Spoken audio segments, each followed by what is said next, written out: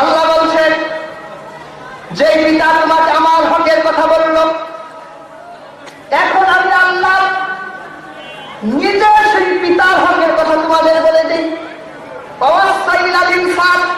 আমি মানুষকে উপদেশ দিলাম তারা যেন তার বাবা মার সাথে ভালো ব্যবহার করে। কে বলেছেন? আল্লাহ।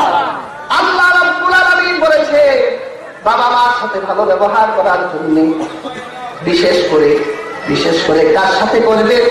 হামালাতুহু ওয়াহানান আলা ওয়াহানিন ওয়া ফিসালুহু ফি আমাইন। তোমার মায়ের সাথে তুমি বিশেষ করে ভালো ব্যবহার করবে, কারণ তোমার মা তোমার জন্য কষ্টের পর কষ্ট স্বীকার করেছে। কি বলেন? মা আমাদের জন্য কষ্টের পর কষ্ট স্বীকার করেছেন কিনা বলেন? যখন আমি মায়ের গর্ভে চলে এলাম, মায়ের কষ্ট শুরু হয়ে গেল, মায়ের পেটটা বড় হতে লাগলো। মায়ের পেটে আল্লাহ তাআলা আমাকে বোঝা বানাই দিলেন। আমাদের কাঁধের মধ্যে যদি কেউ 1 কেজির একটা ইট ঝুলায় দেয়, কয় বছর রাখতে পারবে? রাখা যাবে? 1 বছর, 6 মাস, 3 মাস, একদিনে রাখা যাবে না।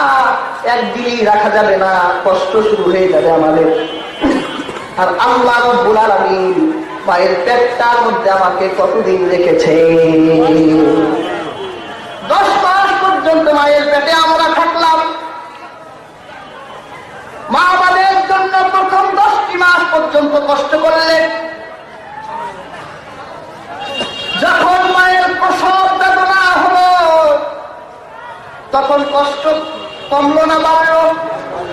আপনাদের দুনিয়ার কোন পুরুষকে যদি মায়ের প্রসব বেদনার 4 ভাগের 1 ভাগ যদি দুনিয়ার কোন পুরুষ মানুষকে দেয়া যেত, তাহলে ওই পুরুষ মানুষটা মনে করতো যেন তার বুকের উপর আবু কুবাইস পাহাড়টা রেখে দিয়েছে। অথচ মায়ের প্রসব বেদনা হলো আমার জন্য, মা কষ্ট স্বীকার করলেন। আমি যখন দুনিয়ায় এলাম, আমার মা আমার সঙ্গে খারাপ আচরণ করে নাই। আমাকে দেখার পরে মা খুশি হয়ে গেল, আমাকে চুমু দিল। এরপরে মায়ের আরেকটা কষ্ট বেড়ে গেল। এই মা আমাকে 2 বছর পর্যন্ত দুধ খাওয়ালো। আল্লাহ কুরআনে এসেছে ফি আমাই, 2 বছর পর্যন্ত আমাকে দুধ খাওয়ালো। মা তার নিজের কাজেও যখন ব্যস্ত ছিল, আমার যখন ক্ষুধা লেগে গেছে, আমি যখন কান্না করে দিয়েছি, আল্লাহ রাব্বুল আলামিন তখন মায়ের মধ্যে মেসেজ করে দিয়েছেন, ও মা, তুমি যেখানেই থাকো না কেন, তোমার সন্তান তোমার দুধের জন্য কান্না করে দিয়েছে। যত কাজ আছে সব কাজ ছেড়ে দাও, সন্তানকে দুধ পান করা। তাহলে এই মা আমার জন্য কষ্ট করলো 2টি বছর। আমার ভ্রমণ পেছনে আমার মা আমার জন্য কষ্ট করেছে। এই জন্য আল্লাহ রাব্বুল আলামিন বলে, ও দুনিয়ার সন্তানেরা, তোমার বাবা মা আমার হকের কথা পরিচয় করাই দিল। আল্লাহর সাথে শরীক করা যাবে না। আমি আল্লাহ বাবা মার হকের সাথে তোকে পরিচয় করাই দিলাম, যে এই বাবা মাকে কোনোদিন কষ্ট দিবি না, ভালো আচরণ করবি। বাবা মা তোর জন্য কষ্ট স্বীকার করেছে। আল্লাহ রাব্বুল আলামিন বাবা মার সাথে ভালো ব্যবহার করার জন্য আমাদের জন্য বাবা মাকে নেকের মূর্ত প্রতীক বানাই দিলেন। আল্লাহর হাবিব বলেছেন, যেই সন্তান তার মা জননীর দিকে মহব্বতের দৃষ্টিতে একবার তাকাবে, আমার আল্লাহ রাব্বুল আলামিন ওই সন্তানের আমলনামায় একটা হজের সওয়াব লিখে দিবে। আল্লাহর হাবিবের এক সাহাবী বলল, ইয়া রাসূলুল্লাহ, যদি আমার মায়ের চেহারার দিকে আমি 100 বার তাকাই। আল্লাহর হাবিব বলল, তুমি যদি 100 বার তাকাও, আল্লাহ রাব্বুল আলামিন তোমার আমলনামায় 100 হজের সওয়াব লিখে দিবে।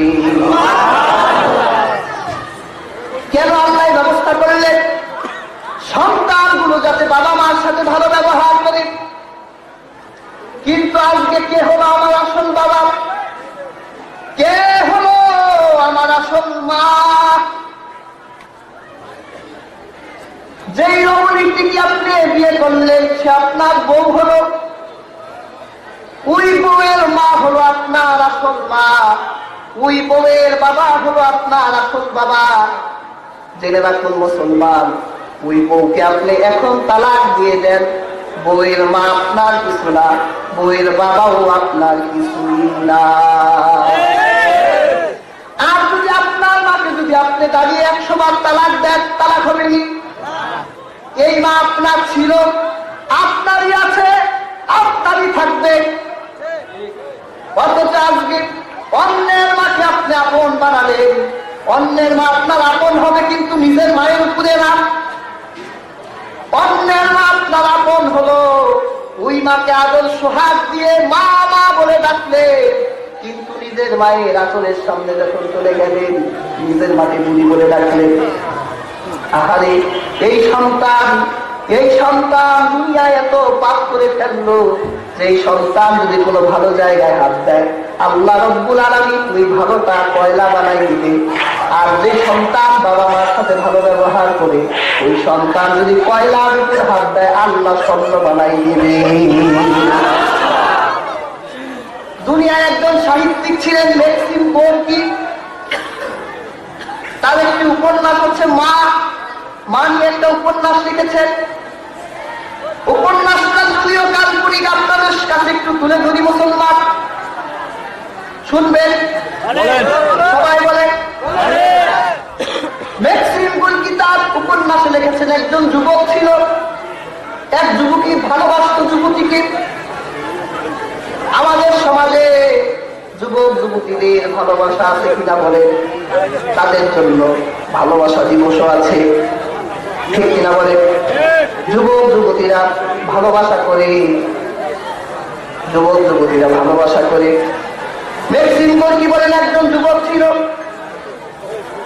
যেই যুবকটা তার একজন যুবতীকে ভালোবাসত, কিন্তু যুবতীটা ওই যুবককে ভালোবাসত না।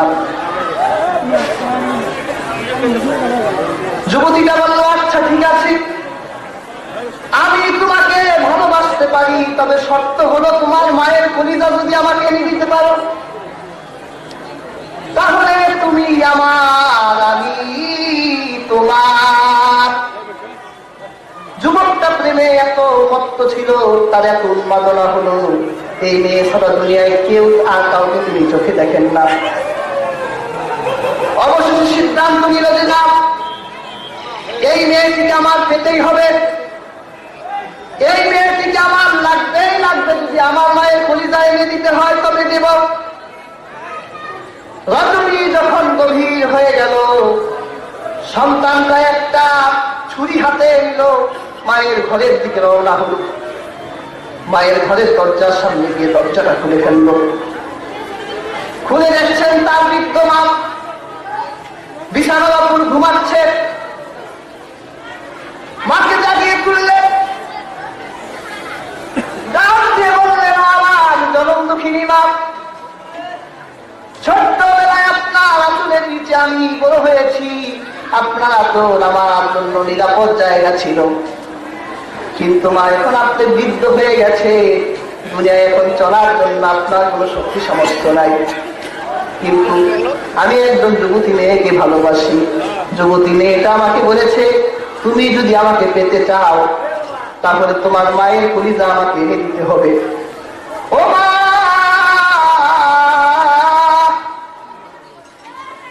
আমি তোমার কাছে এসেছি তোমার কলিজাটা নেবার জন্যে। এই কথাটা বলি পাষাণ্ড এই ছেলেটি মায়ের বুকের মধ্যে ছুরি ঢুকিয়ে দিলেন। বুকটা কেটে কলিজাটা সন্তানটি তার হাতে তুলে নিল। কলিজা নিয়ে যখন সন্তানটি ঘর থেকে বের হয়ে দৌড়াতে লাগলো, দৌড়াতে দৌড়াতে হুঁচট খেয়ে পড়ে গেল। হুঁচট খেয়ে পড়ার পর সন্তানটি বলতে লাগলো, মা গো, আমরা হুঁচট খেলে কথা বলি না, মা গো বাবা গো বলি কিনা বলেন। এই সন্তানটি যখন মা বলে ডাক দিলেন, মা গো, ম্যাক্সিম কি তার উপন্যাস লেখেন, তখন মায়ের কলিজার মধ্যে থেকে আওয়াজ এলো, ও আমার কলিজার টুকরা খোকা, তুমি কি বেশি ব্যথা পেয়েছো? কি বুঝাতে চাইলেন, ও দুনিয়ার সন্তানগুলো, তোমার মাকে তুমি যতবার আঘাত দাও না কেন, যতবার তালাক দাও না কেন, যখন তুমি তোমার মায়ের সামনে এসে একবার মা বলে ডাক দিবে, তোমার জীবনের সব ব্যথা বেদনা তোমার মা ভুলে যাবে, তোমাকে বুকের মধ্যে জড়িয়ে দুনিয়ার নিরাপদ শান্তি তোমাকে দিয়ে দিবে। এটাই হলো আমাদের মা, এরাই হলো আমাদের বাবা, তারা আমাদের অকল্যাণ চায় না। আজকে এই বাবা মার সাথে আমরা কেমন আচরণ করছি? বউয়ের উপর আজকে বাবাকে, বউয়ের মায়ের উপর আজ বউকে প্রাধান্য দিচ্ছি, বাবাকে প্রাধান্য দিচ্ছি আমরা।